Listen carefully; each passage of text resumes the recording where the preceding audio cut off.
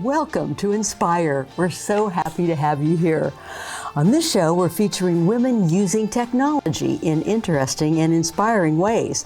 We'll be speaking with a woman who took her side hustle hobby online and turned it into a full-time business.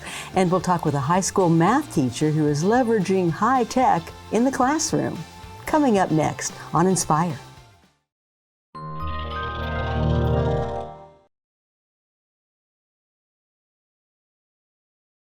Inspire is sponsored by Kansas Furniture Mart, using furniture to inspire conversation, and by the Blanche Bryden Foundation.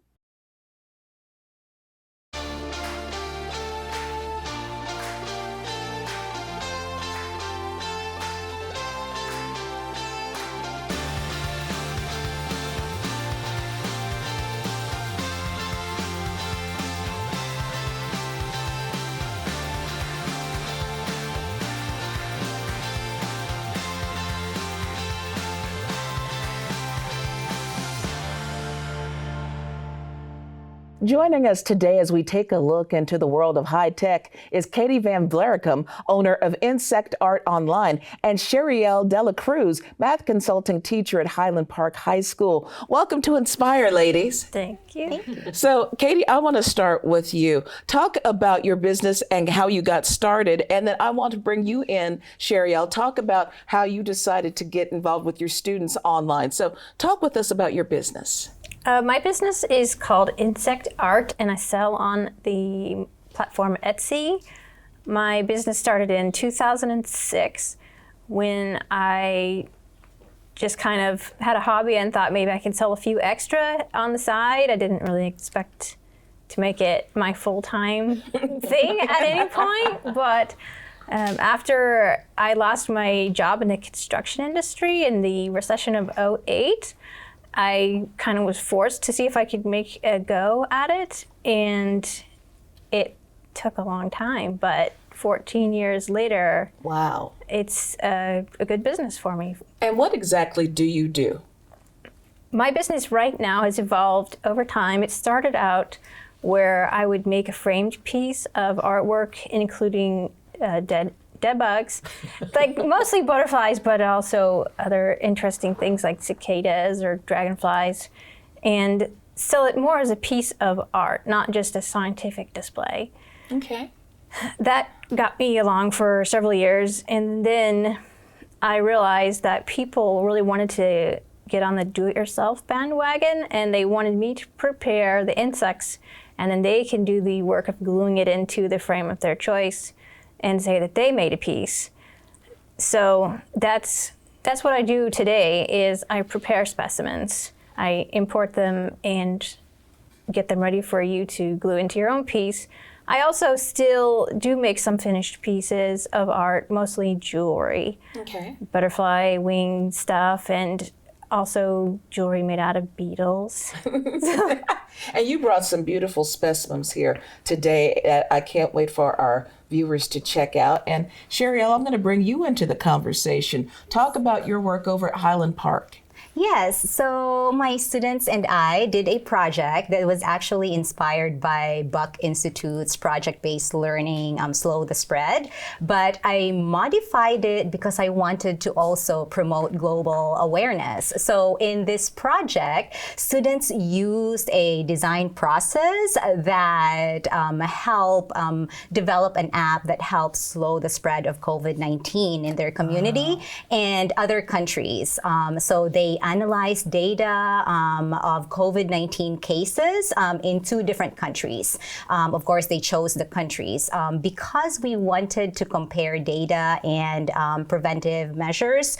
Students decided to choose one country that they thought during that time had COVID-19 under control, and another country that was still experiencing an exponential surge of COVID-19 cases. But of course, they had to provide mathematical evidence students to support their claims. We also brought in community members. So we invited our district coordinator for nursing services, Ms. Lori Votter, and our very own Dr. Dennis Cooley. He's the senior advisor to the Shawnee County health officer and the COVID-19 response team. And we learned a lot from them. So really, students developed an app that integrates their understanding of public health and the math behind viral spread. Wow. Okay, I have to follow up on this. I mean, the content, the subject matter, really, really interesting. I'm going to pull you back. Developed an app. I mean, those three words, it's like, what? I mean, so it's all those things you get on your phone. You kind of go, dot, dot, dot, dot, dot, and you have one of those. And it's a computer program. Yes, right? it is. And so you're doing coding. Yes. And ultimately, the end user gets to enable it to do a certain task, which is COVID related.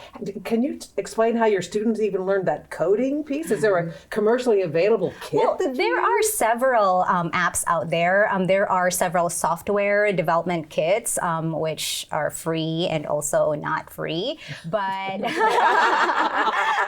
but my students, most of the teams used Google Suite because that's what we use in the district, as well as Glide app. And so we invited our tech integration specialist, Mr. True, to talk to my class about app development and application, and the rest was just history. Really, it was.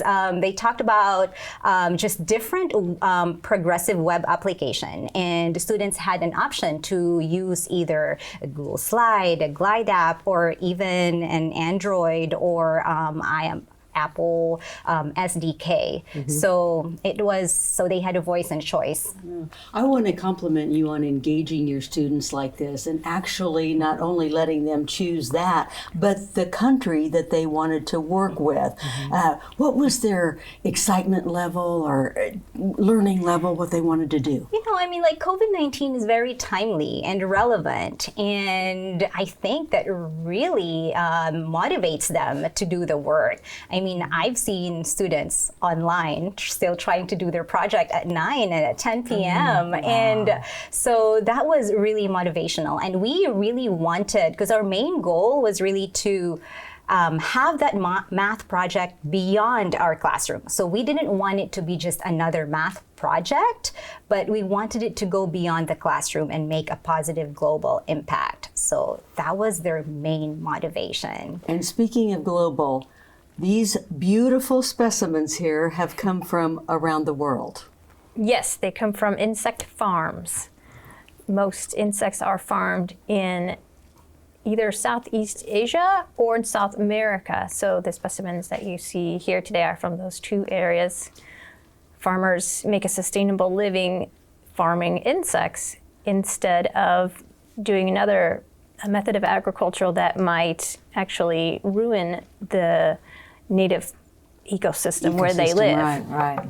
How interesting is that? And you said that COVID had a big impact upon your business. Talk about that. Yes, I was shocked. I didn't think that dead bugs would be something that, that people needed to buy during COVID. But my business grew. You know, it was like Christmas every week. Like I was just not getting that break last year that I'm used to having over the summer months. And things usually slow down, but it's still up. It hasn't gone back to what I would consider normal. Just people, I guess, are at home a lot more and doing hobbies and trying to learn something new at home. So I do sell kits that allow people to learn to do kind of what I do to prepare the insects. So I've sold a lot of kits. Prepare the insects. So like taxidermy type of thing? I mean, they already come basically dead, right? You don't have to go Yes. through that process. So what do you do to prepare them? They are dead, but they are not in the position that most people want to use in a frame. Like, for instance, you might see that beetle there in the front and say the antennae are back into the side, where I'd really like to show those antennas, stretching way out and make a really impressive display out of that. So I'll show you how to move around the legs or antenna, how you want to position them. Plus, most butterflies come with the wings closed, and wings are usually prefer to be seen open. So I show you how to open the wings.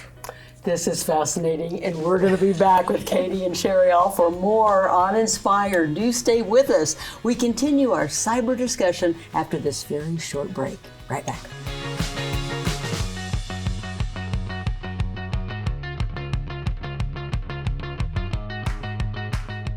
And we're back with Katie and Sheriel. Now, ladies, in our last discussions, we were talking about the apps and talking about the way you farm your insects. I want to talk a little bit about social media. How do you both use social media to get people's attention, or to grow your business, or to educate your students? Well, Yeah, go ahead. I guess what I was going to say, social media can be really used in a more beneficial way for my students. And, as a teacher, I post some educational resources online for my students to access. I have a Twitter account that also other teachers can, follow. And so I post several resources there as well. I am also a member of a few learning networks that I follow. So I myself grab some resources that I can use in my own classroom. And those are just a few things that, we can do, teachers can do in social media. Topeka Public Schools actually has a Facebook page of teaching and learning, and that's where we share resources, and I mean teachers and staff.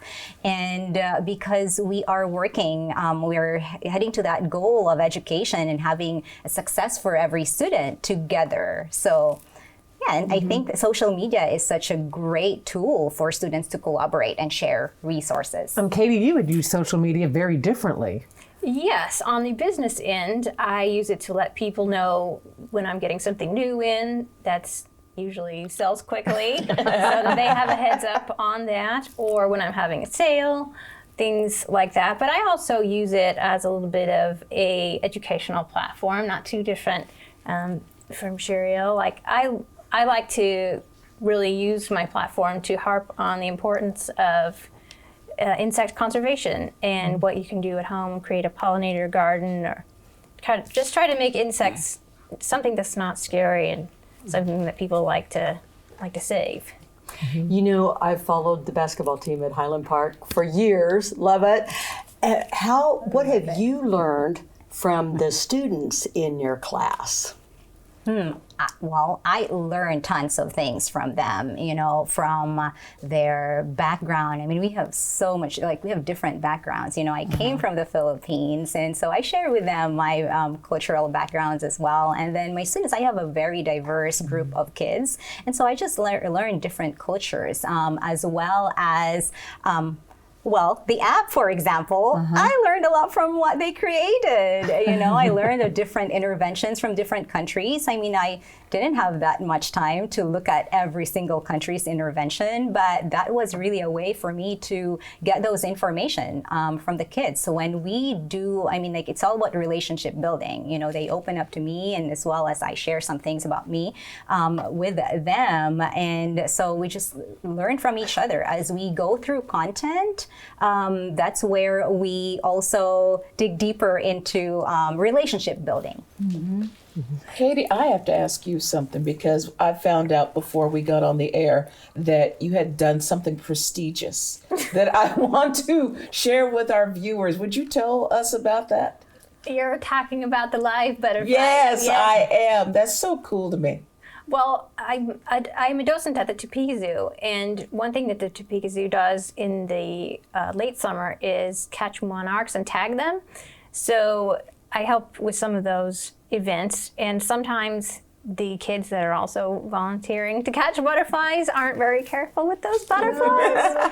So there was one or two butterflies a couple years back that got wing damage, and Rachel Rost, the lady in charge of the education programs there at the zoo, asked me if I could try to help her. She was going to just freeze them and kill them, and I was like, well, let's see if we can try something. So I actually had done this before a few years back. I have a friend who manages a butterfly conservatory, and he has shown me photos in the past of some like Frankenstein butterflies that they have there at the conservatory. When one gets damaged, he'll just glue an extra wing onto it, and they apparently live their lives out at the conservatory. So I thought I could try that on some of the monarchs that I raised that just don't hatch quite right. So you can actually put the butterfly into the fridge and just get it to quiet down for a little bit, and then real carefully find a wing that fits and super glue it on very carefully. Yes. I mean, honestly, it doesn't work that great. The butterfly's not going to Mexico after this, but it can at least have a little bit Of a life. Yeah, but then it would have otherwise. So I shared that on my Facebook business page, and it kind of went viral, and some news outlets were selling my story, and the Ripleys, believe it or not, put me in their book last year. Props to you, girl. Props. It's not something I want to do very often because it just, it just doesn't work that well. If it worked better, I'd do it more, but I wish it could be a better fix. And maybe you could create something that would be more of a better fix, a prosthesis. Yes. For butterfly It needs wings. more experimenting. Yes. Exactly. I'm curious as how you got into insects at all. I mean, you can see where kids are into dinosaurs or they have their things, but not only did you do insects, but you decided to make art out of it. How did that transition happen? I just liked all kinds of natural things as a kid, and I turned my little closet into a museum of all the things that I just found around, and bugs and feathers and sticks, plants, things like that I liked, and just kind of became something that I always had around my surroundings, in my rooms, in my houses. And you can buy those things, but they're expensive, and I thought they were boring. So I wanted to take an insect and do something with it besides put it on a white background with its name below it. So I kind of got creative and made my own backgrounds and had fun with doing some artsy things with the insects instead of just making it so sciencey. Not that's nothing wrong with science, but I wanted a piece of art for my wall. Right. So that's what I started doing, and people were just like, you should sell these. Right. That's wonderful. And Sherry Al, you're at Highland Park, but you're kind of moving around, and Yes. great shout out to all of 501. Yes. But the STEM program, why do you think that is so important for our youth? Well, I think it's very important because that's what they love doing, and that's very timely and relevant. I mean, I have some students that probably play video games all the way till like, 11 o'clock or 12 o'clock, and they are so into it.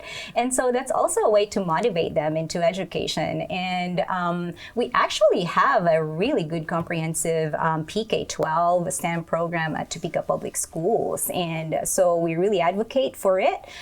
We have elementary schools that have dedicated STEM teachers that work with their students and see them every day. We also have elementary schools and middle schools that have a coding and robotics competition team. So they go out there and compete with other districts. And then in my high school, so Highland Park High School, and then Topeka High School and Topeka West High School, along with TCALC and College Prep Academy, they have computer science and robotics classes that teach coding, robotics, game design, 3D. Oh, and my favorite, flying drones. That's very cool.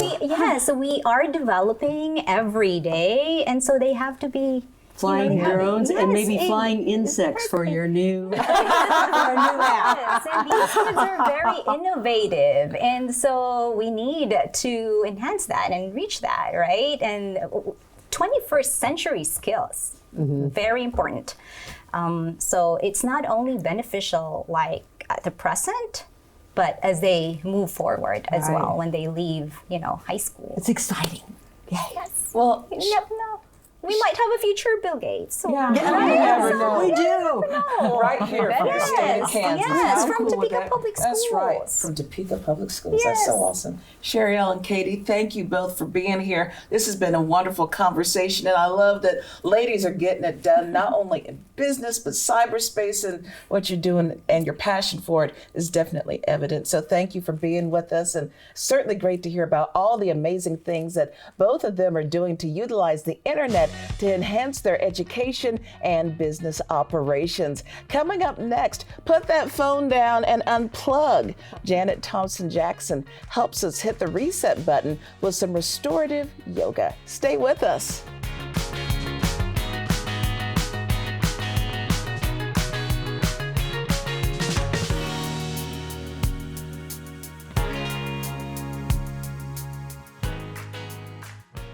Hi, I'm Janet Thompson-Jackson, and I'm so excited to be a part of Inspire today. Are you one of those people who feels like, I just don't have time to work out? I want to, I would if I could, but I just don't have the time. Well, today I am going to show you some yoga moves and just some general movement that you can do while you're sitting in your chair. You can do this in a small space. If you don't have access to a yoga studio, or if you just don't feel comfortable going to a studio. Let's sit down and get started. All right, so imagine that you are at your computer, you've been on yet another Zoom call or just working on some document. We often don't think about what that does to our hands. So I want to start there. Let's give our fingers and our wrists some exercise. So I'm going to start by taking my index finger on either hand and just gently pulling my wrist, and the action is in my wrist. So I'm going to turn to the side here so you can see that I'm being very gentle with my finger. And then I'm going to go to my middle finger, do the same thing. Now what I'm feeling, if you're doing this with me, you're feeling this at a slightly different spot going up your arm, and you're really feeling that stretch. I'm going to take my last two fingers together because that pinky finger is kind of fragile. Let's take that and do a nice stretch, and you can hold this for a few seconds. Oh, that feels really good. I'm feeling that last one right up this part of my arm. And I'm just going to move my thumb a little bit. Your thumb doesn't really bend quite as much. But then what I'm going to do, I'm going to take that same hand, make a fist. I'm going to grasp it with my other hand and then bring my wrist down. Oh, that feels great. I'm feeling it all up in my, my lower arm here. And then shake that out. We're going to do the same thing with the other hand, starting with the index finger, going to the middle finger. Now, if I was doing this in a class, I would be holding it for a few seconds longer just to really get that stretch. One arm may be a little bit more tender than the other, a little bit more sore. Give the thumb a little bit of love. And that's very natural. Usually your dominant hand is, you feel it a little bit more. And then just really shake out. Oh, you can do this. You can do this as you're reading something on the computer, or if you're watching a video. Just take the time to move your hands. It will really save this area, the carpal tunnel problems that we have, it'll save that. I'm Janet Thompson-Jackson, and I hope I've inspired you to replenish and restore.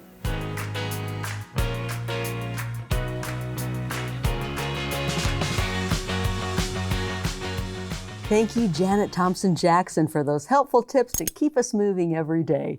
And ladies, technology has meant so much, but who would have thought high school students, Highland Park, and of course 501, but Highland Park developed that app. That is So amazing. proud, so pleased. And then to do your own bug business, which is cool. I know, a bug business. And I was following up with Sherielle, and she said that us, the general public, we're going to be able to see the information on the app, and they are trying to get it over to India. And the students over there are also going to be working with math because they're just starting, and she wants to get it to that age level. So isn't that awesome? It is. The students are so excited about it too, and students at Highland Park because, traditionally there have been challenges economically with the school district. So to have them be a part of something that could just be so big, I'm so pleased and so proud of.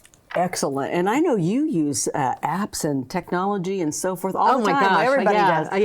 It's one of those things where you can't imagine what it was like before. I mean, just traveling someplace. And it's like, somebody asked me not long ago, what did you do before you had Google Apps, before you had maps? He said, you got a piece of paper and they're like, how did you do that? It's like, dude, it's amazing, but we survived. I didn't, but go ahead. I love the fact that the students at Highland Park also selected the countries they wanted to study. I mean, they selected India and they selected Zimbabwe. And these are, very remote places as far as they're concerned. And that's something that interests them. And the teacher was able to bring that to them. I think that's fantastic. And that we have the technology to provide that. Right. And also amazing. Vietnam and other countries, which is just amazing. And then to contrast that with how much testing was done in those countries and how much testing was done here in the United States. Yes, COVID testing, COVID testing. And that they chose COVID, of course, that was timely. But I'm anxious to see what they're going to do this coming year because there's so many other things that they could reach out and look at. Yeah, definitely. Well, the Delta variant is giving everybody a bit of a scare. So there's plenty to do for them on the horizon should they decide to go forward, which I guess we're thinking they will. They can create art out of bugs. There you go. Who would know that there is an actual market for bugs to be sold to people, and then for Katie to put that in use, like I didn't even know it was a want, and now it's a desire for all these people on Etsy. Right. Who knew? Yeah. Okay, now I have to say I'm an animal lover, and I will say that bothers me a bit. And I have to be transparent because it bothers me.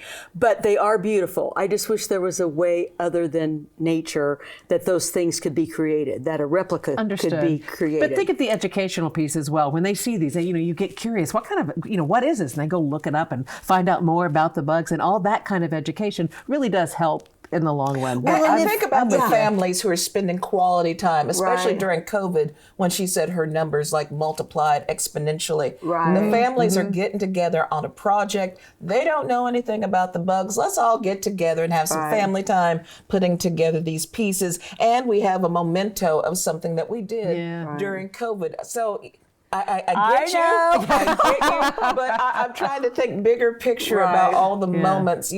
People weren't just baking bread and making cookies during COVID. They actually have something that brought their families together, and they have a memento of. And if it's conservation, because she was talking about the migration to Mexico, and so all that, okay. But that's It'll be all right. It'll be all right, girl. That's all the time we have for today. But we do hope you've been inspired by today's conversations featuring women making moves in Cyberworld. And as a reminder, you can watch this program again at watch.ktwu.org. And if you are so inspired to learn more about our guests, find out what is coming up on future shows, and get access to educational content and additional content, be sure to check our website at www.ktwu.org/inspire. Inspiring women, inspiring you, and inspiring technology, all on KTWU. Thank you for watching.